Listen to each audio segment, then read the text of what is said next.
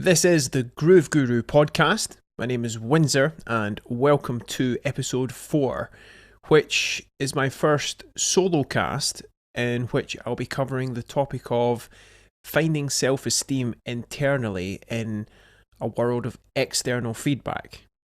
First of all, shout out to my first 3 guests on the podcast, Dylan Howe, Russell Gilbrook and Simon Hansen, 3 very talented drumming musicians who dropped some great stories and wisdom on those episodes. So if you haven't already checked them out, I urge you to go and give them a listen, watch, whichever platform you're on. And I have some great guests lined up for the podcast, and in the process of co-creating those episodes, I wanted to share some ideas that have been percolating recently when preparing for the current Hugh Cornwell band tour I'm on. And this episode will be a solocast to express those ideas. Finding self-esteem internally in a world of external feedback. One of the key things I find makes all the difference in life and performing at my best in musical contexts and more is having a healthy sense of self-esteem. And the topic of self-esteem has been of interest to me and something I've explored quite a bit, and it's also something I've encountered many people, musician friends and students, perceiving an apparent lack of and wanting more of. So I wanted to address the subject from a few different angles here, including professional music work, social media and more. And given the current niche of this podcast, I'll be addressing the topic from a music and drumming standpoint, though what we cover can also be applied to other areas. Understanding the mind. With self-esteem, the subject is a psychological one and relates to the mind, so it first makes sense to understand more about how the mind works. A fundamental principle to be aware of is that whatever we do, we always experience our state of mind, or simply put, whatever our experience of life is, everything and anything, whether walking, talking, drumming, contemplating, being with family, friends, or enjoying a meal, our experience is always where our attention is. And the way we are wired is that we always feel where our attention is. If attention is focused on the negative, the experience feels negative. If attention is focused on the positive, the experience feels positive. Now that's very simple, but also quite profound, so I'll repeat it. If attention is focused on the negative, the experience feels negative. And if attention is focused on the positive, the experience feels positive. Now, the good news is that we can direct our focus to create more of the experience that we want. So the practice of consciously directing attention to look for what we want to experience is very useful. So as a quick experiment, take a moment to look for everything in your environment that is the colour red. And you're probably noticing a few red things now, but how many blue things did you notice? Probably not many, but now you're probably starting to notice some blue things because we've now asked that question. Now, you can use the same functioning of your attention in something called the reticular activating system, the RAS for short, to look for more of what you want, such as things to be grateful for, positive aspects, things you want to improve on, etc. And when you do that, you'll create the corresponding emotional states, and that's good to know because it puts you more in the driver's seat when steering the wheel of your attention, and that's empowering, which is a big part of what this podcast is all about. So, directing focus is not just an in-your-head idea. It 100% applies to what you do with the body you're in, the instrument you're playing, etc. And we'll look at that some more in this solocast. Self-esteem. What is self-esteem? Webster's dictionary describes self-esteem as a feeling of satisfaction that someone has in himself or herself and his or her own abilities. And developing self-esteem, it can happen in a few apparent ways. There's external, We can get a sense of self-esteem from outside of us versus internal. We get a sense of self-esteem from inside of us. The way we're wired. The way most people are wired is to feel good and have a sense of self-esteem when they do something that others approve of, which is based on the love we receive as children from parents, guardians. And the first few years of life, most children are loved unconditionally by their loving parents who adore and appreciate their new baby, whatever they do, whether crying, wetting the bed, fill in the blank. And after a few years, that unconditional love the child is used to receiving and feeling can shift to conditional love. For example, parents can withhold love from their kids until certain conditions are met, such as when they tidy their room, do their homework, etc. And with those children naturally wanting to feel more of the appreciation they were given unconditionally in their early years, it usually results in them doing what they can to receive that feeling of self-appreciation however they can. And doing so, they develop a sense of self-esteem based on external feedback, based on conditional love. And that then plays out for the rest of their lives in future relationships. I call looking for a sense of self-esteem outside yourself as having an external reference point for your sense of enoughness. And when the world loves you, great. And if it's withholding love or criticizing you, that can be tricky to deal with for some. Based on such early conditioning, the dynamic of wanting to receive appreciation from others from such an apparent external vantage point will always be in effect to some extent.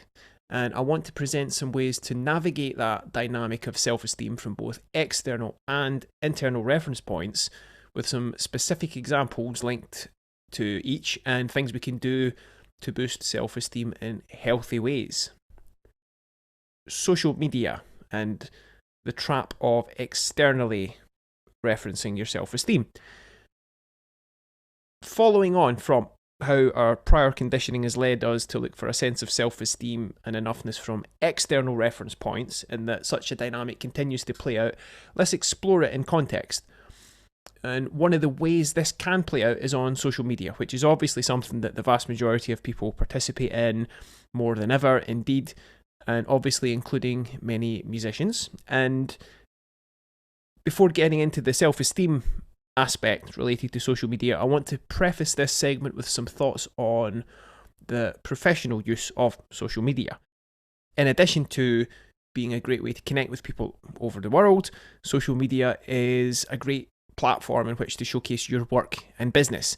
And if you are a professional musician, I invite you to think of yourself as a business in which you are the product, with social media being one of many tools you can use to share not just your creative output, but to help develop your business.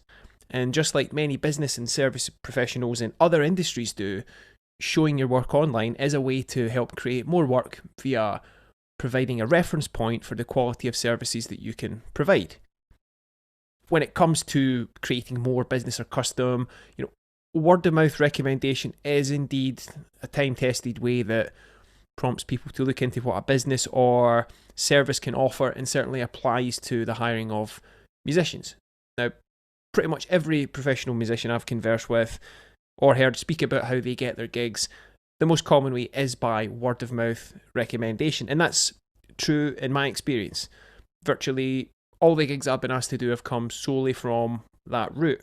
Yet, the fact remains that even based on word of mouth recommendation, most people will then want to find examples online of the service they're after to help them clarify in their mind, heart, and gut that it meets their expectations of quality before going ahead hiring the services of that business. So if you are choosing to play the game of social media as a professional musician, a simple recommendation is showing the quality of service that you can offer in professional context. In other words, show your work, much like other businesses do, and to do so with authenticity that's in line with your truth.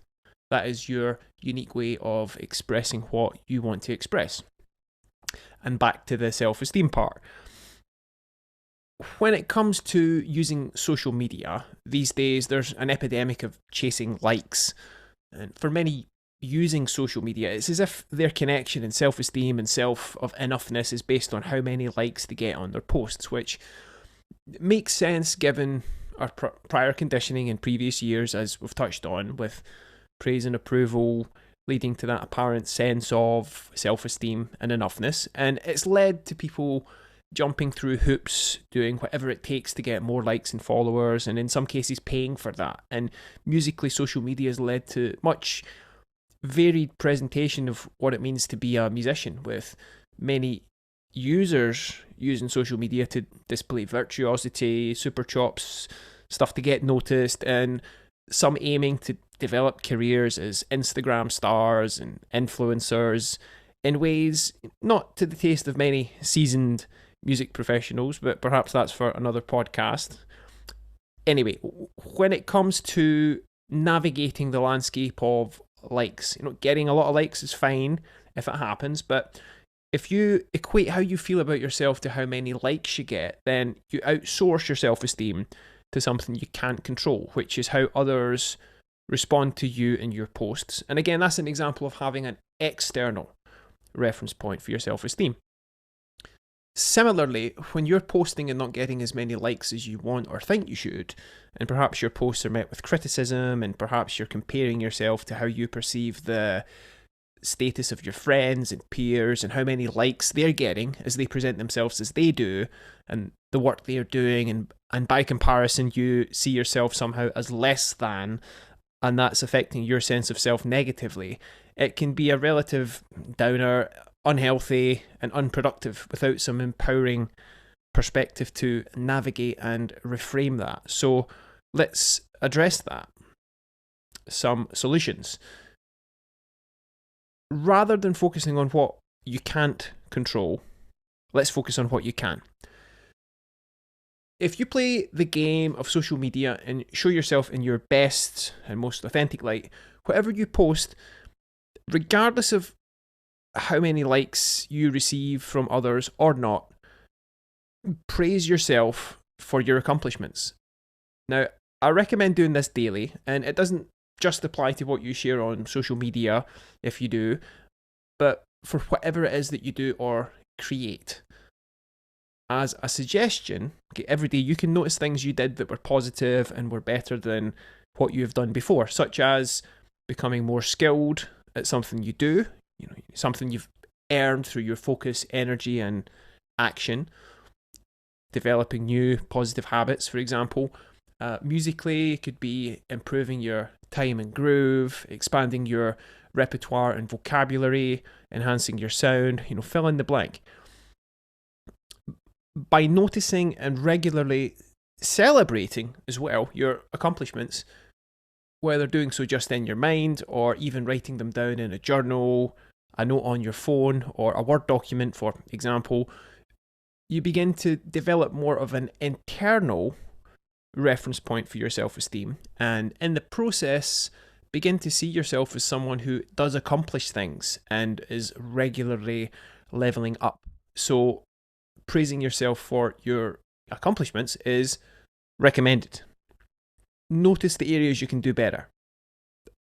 There's no positive without a relative negative, and there will always be things that you see you can do better. And going in on this a little bit more, there will always be, to some extent, things that you can't do yet because you haven't prepared enough to meet the demands of that level. And that's what practicing or training is all about, and we'll get into that some more as well. When you reflect on your progress to grow and be the best you can be in fulfilling your vision and aspirations, a fundamental key is to identify what you want your outcome to be and then put the required work in to manifest that. It's simple, but that's the way. And if you receive criticism externally as part of this process, and we'll explore this musically a little later, don't just let it in without reflecting on it.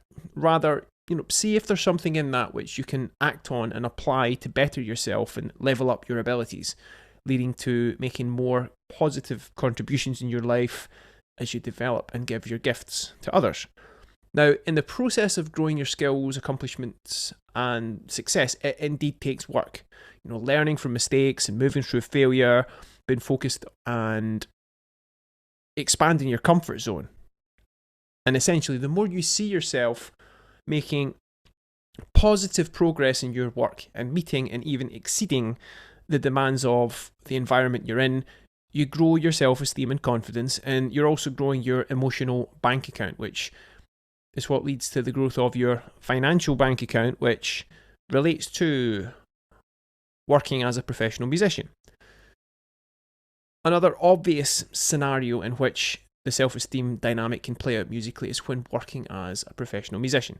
Something I've found useful when developing self-esteem in that capacity is, again, balancing external feedback with an internal reference point. And before we get into that, as some context, professional musicians do what they do born of their love for music. And any musician, especially in their formative years, who receives criticism or rejection for something they do that's so important and dear to them, can take that personally, and that can hurt emotionally. And there's two factors that we'll explore related to that. Now, the first one is placing excess importance on things, and the second is not having a clear understanding of the context they're involved in, which relates to seeing reality not appearing as they think it should based on the expectations that have been placed on it.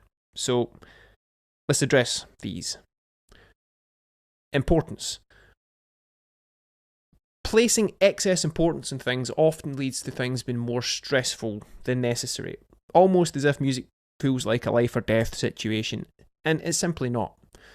If you're a fighter pilot or a soldier fighting in a war, then yes, that would be a life or death situation, but not if you're playing music as a pro musician.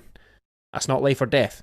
So if you ever find yourself placing too much importance on things, and in the stress of that, simply try harder, you can get results, which is valid. Yet another solution I've found that can lead to more ease, wisdom, and discernment in the process is playing the game of lowering the importance and raising perspective. Something I've found helpful in accessing an empowering perspective that helps me up my game with music is thinking of it as I would as an observer when watching a movie or show, or when I've played a video game. And this has some very practical applications. To use the example of playing a video game, for those of us who do or have done that, it's something we do to have fun in the spirit of play. If we play a video game as part of the process of having fun and enjoying the experience to the max, we also usually want to level up and master and win the game as best we can, and perspective is intrinsic to that. And we have first-person perspective versus third-person perspective. If we play a game where we're controlling the character from first-person perspective, that is where we're seeing through the character's eyes, the game's usually really involving, which goes hand in hand with our immersion in it. Much like how we see and act through our eyes when playing music and being fully immersed and involved in that process. Though, if we just do that without some detachment and space for reflection, there's some useful perspective we aren't accessing. So if we then zoom out with the game example and play a game where we see the character we're playing from third person perspective, that is where we see the character on screen a la World of Warcraft or The Sims, etc., it can make it more obvious that the character on screen is not who we really are, and as we play we're still controlling the player, though we have a more elevated perspective and sense of detachment from the character whilst we do what it takes to level up, develop our skills and master the game. And to take this to the next level and zooming out even further, we can use the example of watching a movie. Watching a movie, we see what's happening on screen, we see and experience the characters, the location, the story, the interplay and more. And though we can get very into that, there's also a sense of detachment we have which allows us to reflect on what's happening. And something that helps such reflection is that in that scenario, we're not actively controlling the characters on screen when watching a movie or a show. We're merely observing, which frees up our attention to explore various perspectives. So, how does this all work when relating this to the body we're in as we actually show up and make music? Simply put, yes, we have to practice to a level greater than, or at least equal to, what's expected of us, and show up and do the work required as we meet the demands of the situations we're involved in. And reflection is key in that process. And an approach I've found super useful and practical related to the dynamic of external feedback when working as a musician is changing my perspective from actively controlling myself as a player to observing myself as if it was a character on a movie screen. And this helps me create a sense of detachment from the musical character I'm playing, controlling and directing, which doesn't mean not taking the game of music seriously. And related to those examples, video game, movie, having detachment from the character we play can help us give it our all, play after play, for the fun of it. We simply play full out when we play, and we can apply this understanding to playing and creating music, really going for it and creating some great results. And the key is in shifting perspective and developing self-awareness. To elevate your perspective, self-awareness is key. Now, beyond the external reference point of identifying with yourself just as the character of the body you're in as you explore the world you're in relation to others inhabiting it, it's possible to access a deeper internal vantage point to view your sense of self, identity, and self-worth, self-esteem that facilitates such aforementioned detachment from the character you're playing, and in creating a space for yourself in which to reflect more and clearly and develop self-awareness. And simply put, meditation is a great way to access such a space in which to observe and also create a useful sense of detachment. In the state of meditation, and there's numerous practices to facilitate this, you access a sense of your core self within the mere physical character you play, beyond your intellect. And there's many labels to describe this state, like you could call it the spiritual, the core self, subconscious, pure awareness. There's those and there's others. And simply put, it's about accessing a space of deep calm awareness and clarity that can play out with many practical applications and benefits musically and otherwise. In such a space of meditation, when you access that, you're always enough, regardless of what the apparent external world reflects. And again, you can't not be enough. You wouldn't be alive if you weren't. And accessing that space within that is meditation, it's always available to you, and there are some beautiful ways to access it and many great teachers providing pointers to it. And here are some great teachers and resources I've found really helpful in pointing me to access that sense of my core self and the state of meditation. And I'll put some links to these in the show notes. There's Eckhart Tolle, The Power of Now, David Hawkins, Letting Go, the HeartMath Institute and heart-focused breathing, the work of Sydney Banks, the Wim Hof method, and there are others. Now, it's not my intention to make this podcast episode just about meditation, but to help you achieve the practical results that you want. And I do invite you to be open to this information, especially if it's something you're new to. As this section, it does help set the tone for what follows in this podcast episode. The practice of meditation, as I see it, it means the experiencing the state of meditative clarity. And there's a difference between that and just sitting in a lotus position. And accessing and experiencing such clarity, it acts as a foundational element of your psychological makeup that can make you much more effective in anything you do practically. And one other key point about meditation is ultimately it's only you who can access the state of meditation. No one can do it for you, just as no one can practice music for you, your instrument for you. However, great teachers can guide you and help you get to where you want to be more efficiently, much like a shoehorn can help you put on your footwear with more ease. I will say that my experience with meditation has positively affected my mental health and sense of clarity, and definitely helped me become more effective at what I do practically. And one example of the latter is that in the state of meditation, when I have a clear head, I listen better. When I get beyond my personal thinking and into a state of calmness, I hear more clearly. I hear what the other musicians are playing. I listen to people more effectively from a space beyond my own ego thinking agenda, which helps me intuit the subtext of what people are saying and have more self-awareness of what's showing up in my world. And from that space, I can respond effectively. Now, let's address the second factor I brought up earlier, which is understanding context and also being of service. Working as a professional musician, a useful perspective to consider is that being a hired musician is like being hired if you are a painter, carpenter, graphic designer, etc. You are being hired to perform a service, usually because the person hiring you believes you can provide what they want. And the person hiring of you usually has a vision of what they want, and you're there to fulfill that need, and you play in that role with as much creativity as appropriate.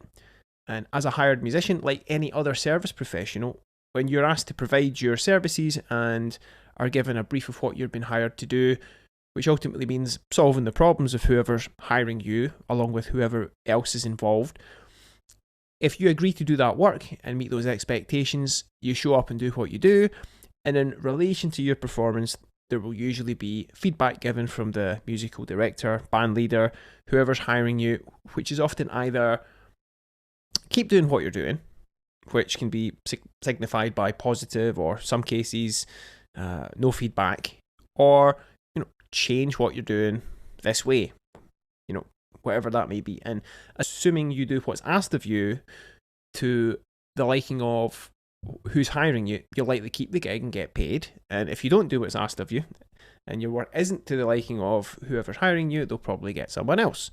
And seeing such a dynamic for what it is for you as a player of a musical game, it's merely a scenario to engage in that has a set of parameters, usually involving agreements with other characters in the game. And if you agree to play within that context and you do so effectively enough within those parameters, happy days, you experience the fun of the game and get paid for it.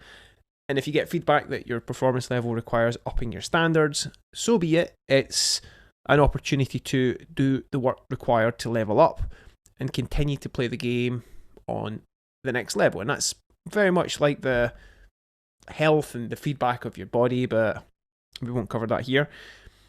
And that insight, that being of service that I mentioned earlier, it's one that really helped me unhook the identity and perspective of being a solo musician in isolation to being a team player, and going further, shift from an image of self-importance and my way is the highway and it's all about me, to that attitude of being of service, not just to others but to the music, which is something bigger, in which I'm a co-participant, a co-creator in.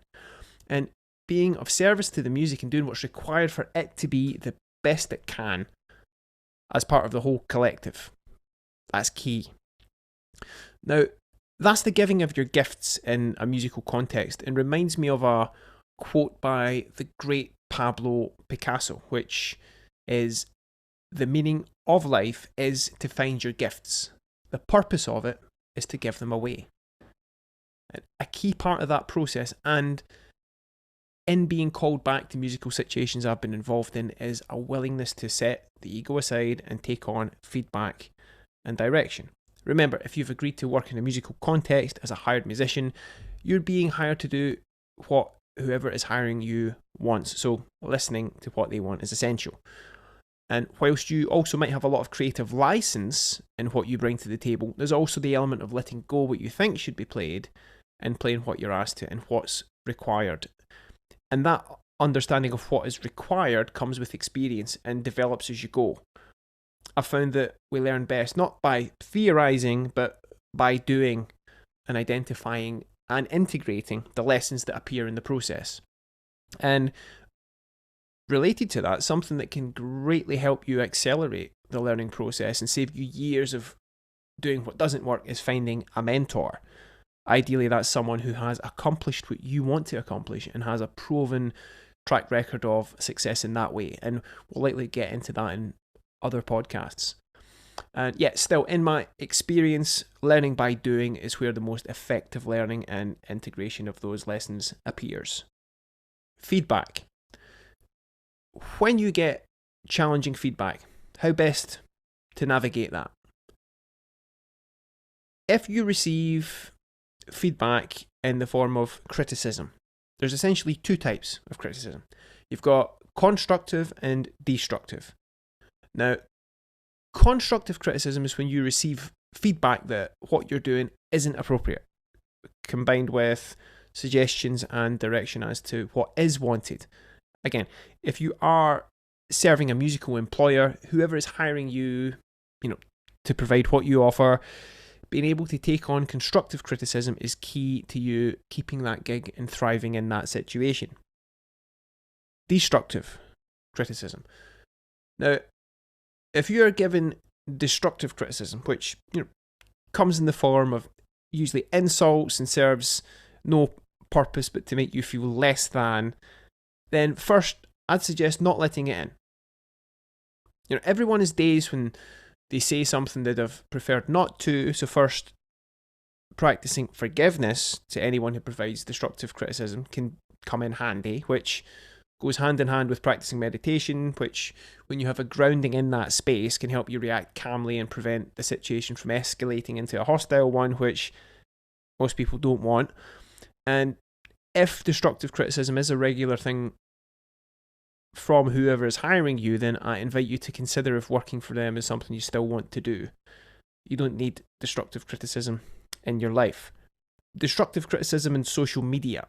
Now, that can happen from time to time, and I've seen examples of that on forums and various social media platforms where people go out of their way to destructively criticize musicians and artists and create lots of unhelpful drama in the process. And something I've found helpful in reframing that is developing compassion and realizing that for them, out of all the things they could be doing, for them to take time out of their day and hate on someone online, they must be quite unhappy and their life probably sucks. So developing compassion, sending them love, wishing them well, and moving on to whatever's next is often the most effective thing to do. After all, few statues have ever been built to critics. The one exception, though, is great movie critic Roger Ebert, who, if you're into movies, is someone whose work I highly recommend checking out if you haven't already. Also, in whatever criticism you receive, reflect on it to see if there's any validity to it. Ask yourself, is there anything in it which you can learn from and integrate to becoming more effective at what you do and help add more value to others, and also, make more money as the service professional you are. And in the heat of the moment, there's not as much time to deeply reflect than at other times. And when reflecting on any feedback you're given, there's another useful approach that I continue to find really useful. Reflective practice.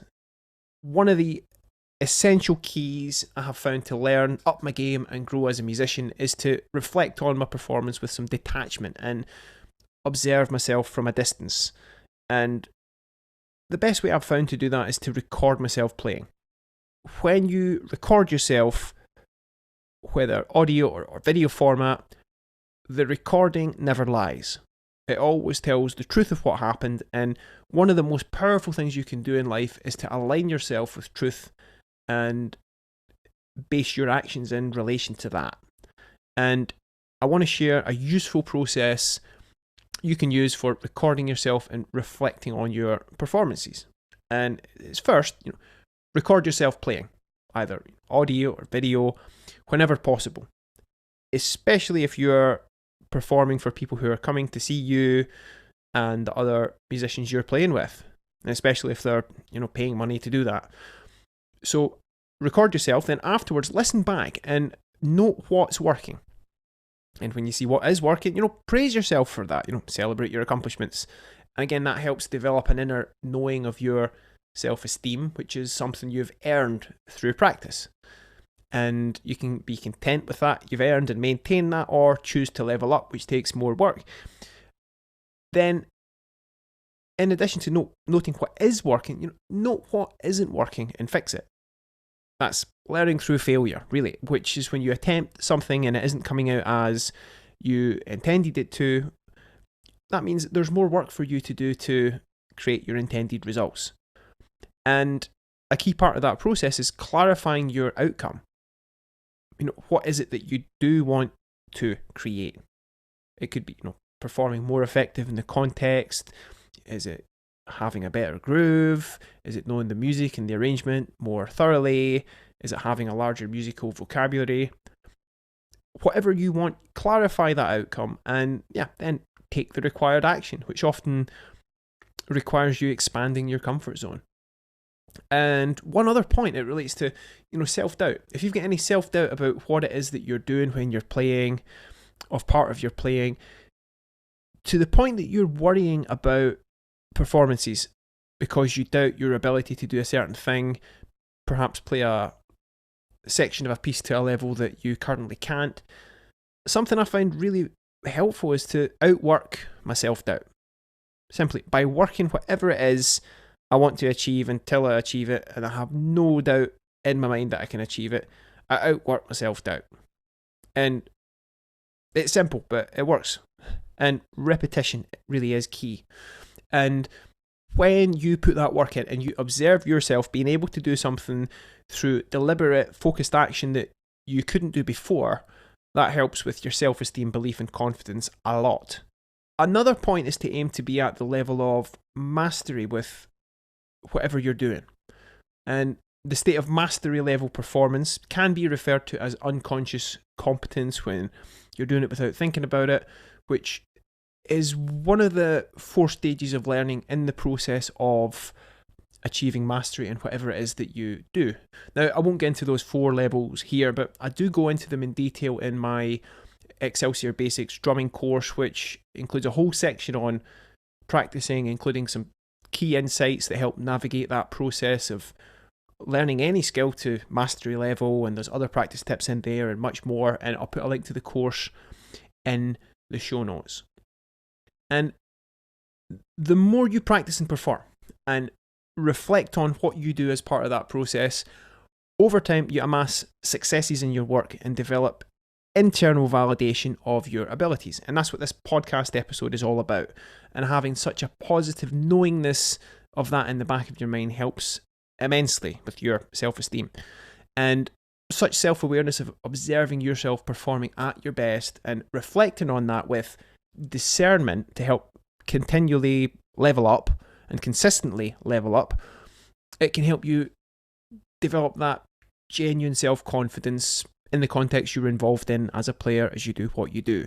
And, building your self-esteem, confidence and belief, which are all interrelated, again, it helps as you grow your internal validation and your emotional bank account, which leads to that building of your financial bank account too.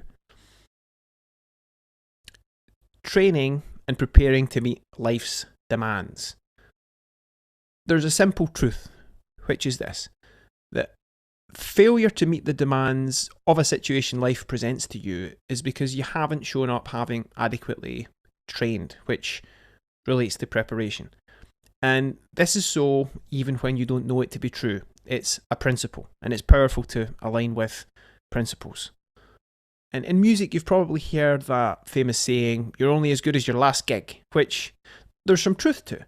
Because, even with a successful back catalogue of performances under your belt, whatever the gig is, you still need to do the necessary work to show up and bring what's required to the music. And that's an ongoing process, and that's what I call, in a musical context, training.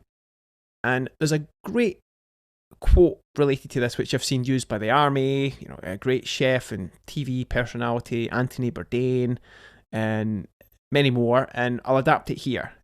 And it's proper planning and preparation prevents poor performance.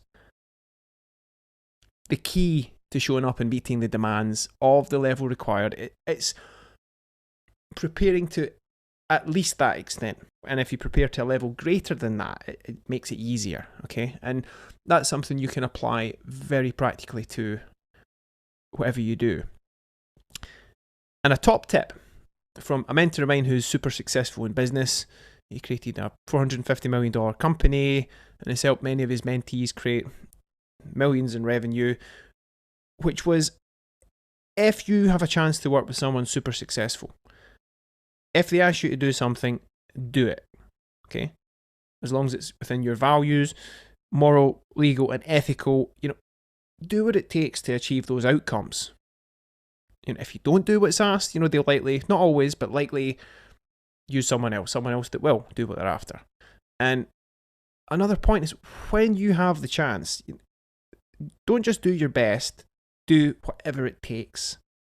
There's a difference, and that's often the difference that makes the difference, doing whatever it takes, okay? Again, you get the results by putting the work in, and that's your responsibility. Some key points to remember. Whatever you do is your choice. I'm not here to give you orders and tell you what to do and say you follow these orders. This is information that serves as a guide, and ultimately you have the freedom to choose what you do with it. And if you play the game of choosing to do what you are told, such is the case of many hired musicians, then again, that is your choice. And choosing from your innate freedom to do so in alignment with your truth is your birthright as a sovereign being, which is what the crown in the Groove Guru logo represents. As a sovereign being, you are living life based on your innate freedom of choice, and in that way it's your responsibility to choose your thoughts and actions. And a key point of that is your responsibility, your ability to respond effectively, which, as we've covered, you can develop by creating the space for yourself to find a stable, healthy, clear sense of self via meditation and self-awareness, which from there you can reflect on your past and potential actions. You can notice and not do the things that you notice aren't in your best interests. You calmly choose your preferred outcome, and you put your energy into your current actions in alignment with your truth. Again, practicing meditation is a great way to facilitate the above processes, yet it's always through taking action that is where the rubber meets the road.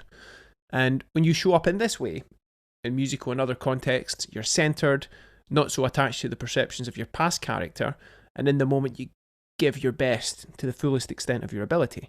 And reflecting on your performances, you always have the ability to, and the opportunity to, level up and be the best you that you can be, and move forward, doing no harm and making the best positive contribution you can to the music and all involved. Some closing thoughts on self-esteem and external versus internal. If you base your sense of self-esteem solely on feedback given to you by others, then your sense of self can fluctuate beyond your control between positive and negative polarities, and that doesn't optimally work to your advantage. When you focus on what you can control and you develop a strong internal reference point for your self-esteem, and with calmness and detachment from the player you play and the musical scenarios you're involved in, you become less affected by, yet not oblivious to, the external feedback that you receive. And responding from calmness as you choose, in alignment with your truth, you can play full out, doing what it takes to thrive in service to something greater than you, in this case, the music, which can indeed be a very noble and worthy path. Okay, that wraps up episode 4 and the first Solocast of the Groove Guru podcast. If you haven't already, you can check out the previous episodes of the podcast on my YouTube channel and my site, windsordrums.com, with more to follow soon. And stay tuned for more episodes soon, as I have some great guests lined up, and I look forward to sharing those conversations with you. Much love, much peace.